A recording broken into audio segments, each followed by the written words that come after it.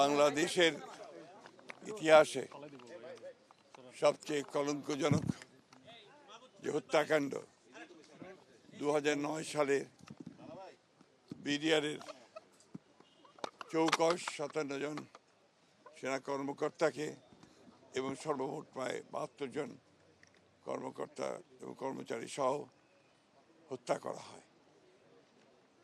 এই 2009 সালের 25শে ফেব্রুয়ারিতে এই দিনটি আমাদের জাতির জন্য অত্যন্ত লজ্জার এবং কলঙ্কজনক একটি অধ্যায় বলে আমরা মনে করি। আমরা আজকে তাই এসেছিলাম এখানে বাংলাদেশ জাতীয়তাবাদী দলের পক্ষ থেকে আমাদের চেয়ারম্যান জনাব তারেক রহমান এবং আমাদের দলের পক্ষ থেকে আজকে এখানে এই শহীদদের প্রতি, যারা সেদিন শহীদ হয়েছিলেন তাদের প্রতি শ্রদ্ধা নিবেদন করতে এবং তাদের আত্মার মাগফিরাত কামনা করতে। এই দিনটিকে আমরা সবচেয়ে কলঙ্কজনক এই জন্য মনে করি যে এই দিনে যে চক্রান্ত হয়েছিল, যে প্রচেষ্টা হয়েছিল যে বাংলাদেশের পুরো যে নিরাপত্তা ব্যবস্থা, সেই ব্যবস্থাকে ভেঙে দেওয়ার একটা গভীর চক্রান্ত হয়েছিল। RFL gas stove hassle free auto ignition নিশ্চিত করে ঝামেলাহীন রান্না। আরএফএল গ্যাস স্টোভ নিরাপদ ও ঝামেলাহীন। চৌকস 57 জন সেনা কর্মকর্তাকে হত্যা করে বাংলাদেশ সেনাবাহিনীর যে মনোবল এবং একই সঙ্গে বাংলাদেশের যে মনোবল সেটাকে ভেঙে দেওয়ার জন্য একটা গভীর চক্রান্ত হয়েছিল।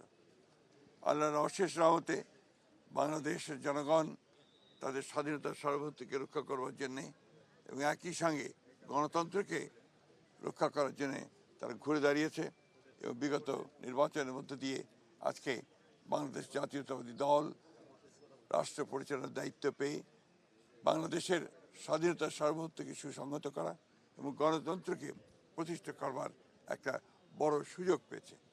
আমরা বিশ্বাস করি যে বাংলাদেশ জাতীয়তাবাদী দল অতীতের মতো একইভাবে তার যে মূল লক্ষ্য বাংলাদেশকে একটা গণতান্ত্রিক রাষ্ট্রে পরিণত করা এবং একই সঙ্গে স্বাধীনতা সার্বভৌমত্বকে পুরোপুরিভাবে সংগত করা এবং এই জঘন্য হত্যাকাণ্ডের একটা নিরপেক্ষ একটা তদন্ত করে দায়ী ব্যক্তিদের এবং শক্তিদেরকে আপনার আইনের আওতায় নিয়ে আসা এবং তাদের শাস্তিকে নিশ্চিত করা। আমরা আবার আমাদের সেই শহীদদের প্রতি গভীর শ্রদ্ধা জানাচ্ছি এবং তাদের পরিবার পরিজনদের প্রতি আমাদের সমবেদনা জানাচ্ছি এবং এই জঘন্য হত্যাকাণ্ডের আমরা তদন্ত দাবি করছি।